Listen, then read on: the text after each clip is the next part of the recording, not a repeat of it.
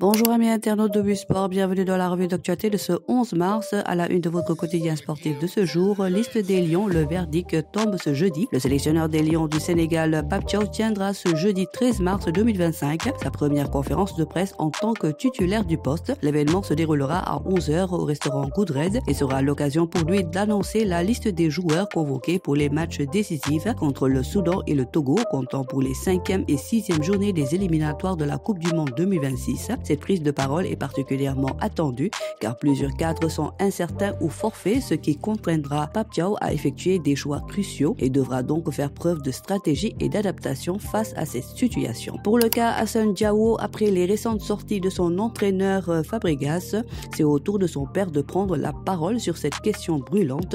Dans un entretien accordé au journal AS, Moussa Diao a confirmé que son fils n'avait pas encore tranché et qu'il ferait son choix en toute liberté. Je lui ai juste dit qu'en Espagne, il y a beaucoup de concurrence et qu'au Sénégal, ce sera peut-être un peu plus difficile pour lui à cause de la difficulté de s'intégrer. Mais le plus important est son envie et je ne peux rien lui dire de plus. Des propos qui ne rassureront certainement pas les supporters des Lions de la Teranga, d'autant plus que son père semble pencher vers l'Espagne en raison de la familiarité du joueur avec le système ibérique. Pathé 6 pris pour cible, le football est un sport de passion, mais parfois cette passion déborde et se transforme en une hostilité injustifiée. Pathé 6 en fait les frais actuellement, non pas pour ses performances en sélection, mais pour ses actions en club. Tout est parti d'un tac sur Jude Bellingham lors du match contre le Rayo Vallecano et le Real Madrid, un geste classique dans un match engagé, mais qui a suffi à déclencher une vague de critiques à l'encontre du joueur sénégalais. Sur les réseaux sociaux, certains supporters sénégalais, visiblement fans du Madrid, n'ont pas hésité à l'attaquer, l'accusant d'être trop agressif contre le joueur.